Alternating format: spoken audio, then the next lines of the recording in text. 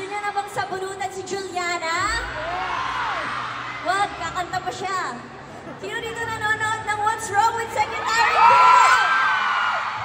Ako maraming salamat po dahil dyan iririgalo ko po ang sarili ko sa inyo.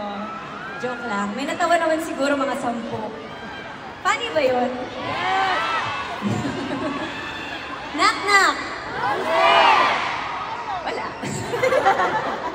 See, nakakatawa? Okay.